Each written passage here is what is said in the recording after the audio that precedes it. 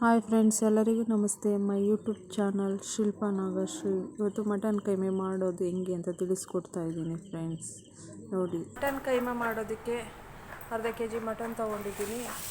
ಮತ್ತು ಒಂದು ಮೊಟ್ಟೆ, 3 ಇಂಚಷ್ಟು ಶುಂಠಿ, ಒಂದು 20 ಎಸಳು ಬೆಳ್ಳುಳ್ಳಿ, ಸ್ವಲ್ಪ ಚಕ್ಕೆ, ಲವಂಗ, ಒಂದು 10 ಕರಿಮೆಣಸು ತೊಗೊಂಡಿದ್ದೀನಿ, ಒಂದು ಟೊಮೊಟೊ, ಸ್ವಲ್ಪ ಕಾಯಿ, ಕೊತ್ತಂಬರಿ ಸೊಪ್ಪು.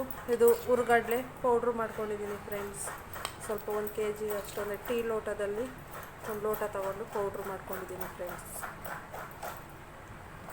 ಇವಾಗ ಇದನ್ನೆಲ್ಲ ಮಿಕ್ಸಿಲಿ ರುಬ್ಕೋಬೇಕು ಫ್ರೆಂಡ್ಸ್. ಇವಾಗ ಎಲ್ಲ ಮಸಾಲೆ ರುಬ್ಕೋತಾ ಇದ್ದೀವಿ ಕೈಮಗೆ ಫ್ರೆಂಡ್ಸ್. ಇದನ್ನು ನೀರು ಹಾಕ್ಕೊಳ್ದೇ ಹಂಗೆ ಗಟ್ಟಿಯಾಗಿ ರುಬ್ಕೋಬೇಕು, ನೀರು ಹಾಕೋಬಾರ್ದು ಫ್ರೆಂಡ್ಸ್. ಇವಾಗ ಗಟ್ಟಿಯಾಗಿ ರುಬ್ಕೊಂಡಿದ್ದೀವಿ. ಇವಾಗ ಮಟನ್ನು ಕೂಡ ರುಬ್ಕೋಬೇಕು ಫ್ರೆಂಡ್ಸ್. ಇವಾಗ ಮಟನ್ ರುಬ್ಕೋತಾ ಇದ್ದೀವಿ. ಮಟನ್ನ ರುಬ್ಕೊಂಡಾಯಿತು. ಇವಾಗ ಖಾರ ಹಾಕೋತಾ ಇದ್ದೀವಿ ಇದಕ್ಕೆ, ಮಸಾಲೆನ ರುಬ್ಕೊಂಡಿರುವಂಥ ಮಸಾಲೆನ ಫ್ರೆಂಡ್ಸ್. ಮಟನ್ ಖಾರದ ಪುಡಿ ಹಾಕೋತಾ ಇದ್ದೀವಿ 1.5 ಸ್ಪೂನು ಟೀ ಸ್ಪೂನಲ್ಲಿ. ಮತ್ತು ರುಚಿಗೆ ತಕ್ಕಷ್ಟು ಉಪ್ಪು ಹಾಕೋತಾ ಇದ್ದೀವಿ ಫ್ರೆಂಡ್ಸ್. ಇವಾಗ ಹುರ್ಗಡ್ಲೆ ಹಾಕೋತಾ ಇದ್ದೀವಿ ಫ್ರೆಂಡ್ಸ್. ಅದನ್ನು ಕೂಡ ಮಿಕ್ಸಿಲಿ ನಾವು ಪೌಡ್ರ್ ಮಾಡ್ಕೊಂಡಿದ್ದೀವಿ.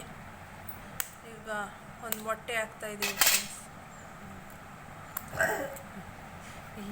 ಫ್ರೆಂಡ್ಸ್. ಇವಾಗ ಚೆನ್ನಾಗಿ ಎಲ್ಲನೂ ಮಿಕ್ಸ್ ಮಾಡ್ಕೋತಾ ಇದ್ದೀವಿ ಫ್ರೆಂಡ್ಸ್. ಚೆನ್ನಾಗಿ ಮಿಕ್ಸ್ ಮಾಡಿ ಒಂದು 10 ನಿಮಿಷ ಹಾಗೆ ಇಡ್ತಾ ಇದ್ದೀವಿ. ಇವಾಗ ಇದಕ್ಕೇ ಸಾಂಬಾರು ಮಾಡೋಕ್ಕೆ ಬೇಕಾಗೋ ಸಾಮಗ್ರಿಗಳನ್ನ ಫ್ರೆಂಡ್ಸ್. ಕೈಮಾ ಸಾರಿಗೆ ಮಸಾಲೆ ರುಬ್ಕೋಬೇಕು ಫ್ರೆಂಡ್ಸ್.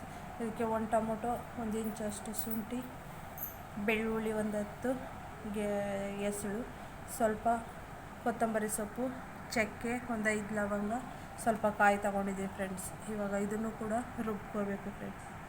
ಇದನ್ನು ಕೂಡ ರುಬ್ಕೋಬೇಕು ಕೈಮಾ ಸಾಂಬಾರಿಗೆ ಫ್ರೆಂಡ್ಸ್.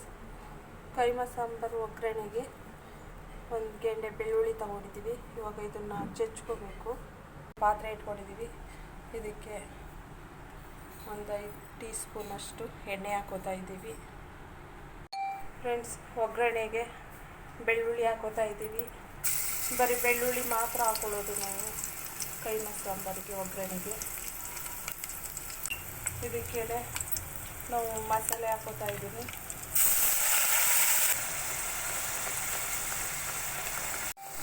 ಫ್ರೆಂಡ್ಸ್. ಇವಾಗ ಇದಕ್ಕೆ 1 ಸ್ಪೂನ್ ಮಟನ್ ಖಾರದ ಪುಡಿ ಹಾಕೋತಾ ಇದ್ದೀವಿ.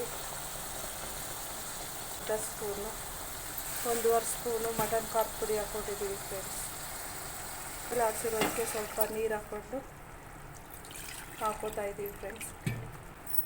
ಚೆನ್ನಾಗಿ ಇವಾಗ ಮಿಕ್ಸ್ ಮಾಡ್ಕೋತಾ ಇದ್ದೀವಿ ಫ್ರೆಂಡ್ಸ್. ಕೈಮಾ ಸಾಂಬಾರಿಗೆ ಇಷ್ಟು ಮಾಡ್ಕೊಂಡಿದ್ದೀವಿ ನಾವು ಸ್ವಲ್ಪ.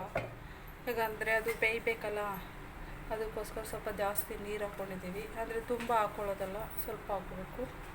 ನಿಮ್ಗೆ ಎಷ್ಟು ಬೇಕೋ ಅಷ್ಟು ನೋಡ್ಕೊಂಡು ಹಾಕ್ಕೊಳ್ಳಿ. ಇವಾಗ ಇದೊಂದು 10 ನಿಮಿಷ ಕುದಿಬೇಕು ಫ್ರೆಂಡ್ಸ್. ಕೈಮಾ ಸಾಂಬಾರು ಮಾಡೋ ಅಷ್ಟರಲ್ಲಿ ನಾವು ಕೈಮಾ ಉಂಡೆ ಕಟ್ಕೊಳ್ಳೋಣ ಇದ್ದೀವಿ.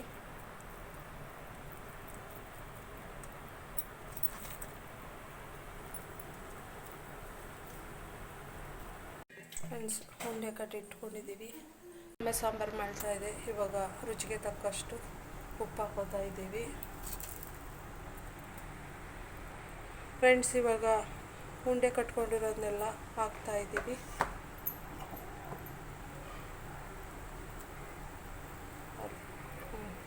ಫ್ರೆಂಡ್ಸ್. ಈಗ ಕೈಮೆ ಉಂಡೆ ಎಲ್ಲ ಹಾಕಾಗಿದೆ ಫ್ರೆಂಡ್ಸ್. ಇವಾಗ ಒಂದು 10 ನಿಮಿಷ ಕುದಿಬೇಕು. ಅದು ಕೈಮೆ ಎಲ್ಲ ಬೇಯಬೇಕಲ್ಲ, ಅದಕ್ಕೋಸ್ಕರ ಒಂದು 10 ನಿಮಿಷ ಬೇಯಿಸಬೇಕು ಫ್ರೆಂಡ್ಸ್. ರೆಡಿಯಾಗಿದೆ ನೋಡಿ, ಎಲ್ಲ ಬೆಂದು ಮೇಲೆ ತೇಲ್ಕೊಂಡಿದೆ. ನೀವು ಒಮ್ಮೆ ಟ್ರೈ ಮಾಡಿ ಫ್ರೆಂಡ್ಸ್. ಮಟನ್ ಕೈಮಾ ಉಂಡೆ ರೆಡಿಯಾಗಿದೆ. ಈ ವಿಡಿಯೋ ನಿಮ್ಗೆ ಇಷ್ಟ ಆಗಿದರೆ ಲೈಕ್ ಮಾಡಿ, ಶೇರ್ ಮಾಡಿ, ಸಬ್ಸ್ಕ್ರೈಬ್ ಮಾಡಿ ಫ್ರೆಂಡ್ಸ್. Thank you.